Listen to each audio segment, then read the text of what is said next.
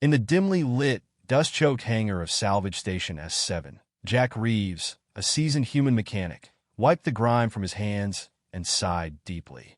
It had been a long day of repairing battered starships and piecing together lost tech for desperate clients.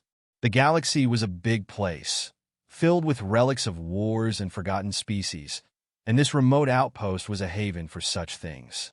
Suddenly, a soft, high-pitched whimper broke through the ambient hum of the station's machines.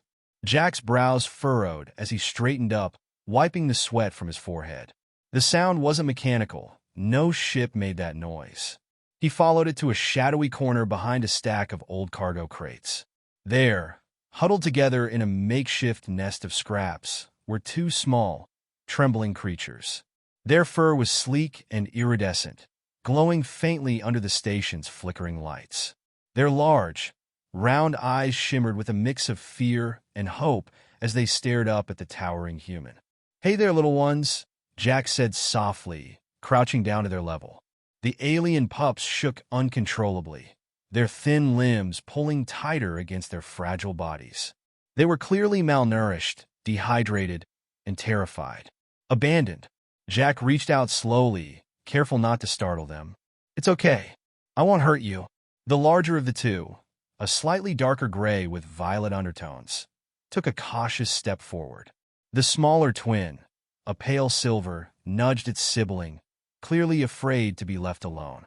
They looked nothing like any species Jack had ever seen, and as a mechanic who worked on ships from every corner of the galaxy, he had seen a lot. "Where are your parents?" he muttered under his breath. But deep down, Jack already knew the answer. This station was notorious for smugglers, bounty hunters, and mercenaries who had no regard for life, especially that of helpless creatures.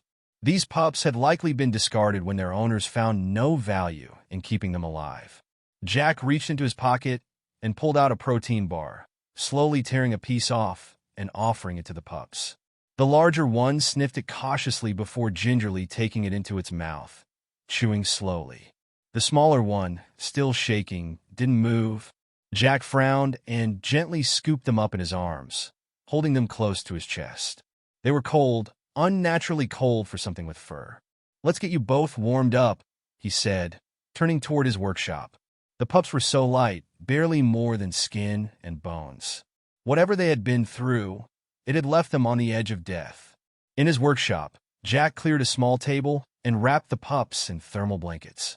He fed them both tiny pieces of the protein bar and some water, careful not to overwhelm their fragile bodies. As he worked, he connected his datapad to the station's database, running a scan on the creatures to try and identify their species. The results were inconclusive. Jack scratched his head. "Well, you two are a mystery." He glanced at the pups, who were finally starting to settle, their trembling reduced to soft shivers. The smaller one had curled up against its sibling, eyes half closed in exhaustion. Just as Jack was about to settle in for the night, the station's alarm system blared to life. A red light flashed overhead. Someone had docked without clearance. Jack's heart sank. Perfect timing. He had a bad feeling about this. He quickly moved the pups to a safer spot, hiding them under a workbench before rushing to the docking bay. A group of 3 heavily armed aliens stood there, led by a tall, snake-like being with sharp fangs and cold eyes. They didn't look like they were here for ship repairs. "We're here for something that was left behind," the leader hissed, his forked tongue flicking in the air. Jack played dumb. "Don't know what you're talking about. This is a salvage station. Lots of things get left behind." The leader slithered closer, eyes narrowing. 2 creatures, small. They're worth a fortune in certain markets. They were last seen in this sector. "We know they're here." Jack felt a surge of protectiveness wash over him. He hadn't known those pups for more than a few hours, but there was no way he was going to let these scum take them. He forced a casual shrug. "Like I said, lots of things get left here. Feel free to look around, though." The alien's eyes gleamed with suspicion, but he waved his men forward.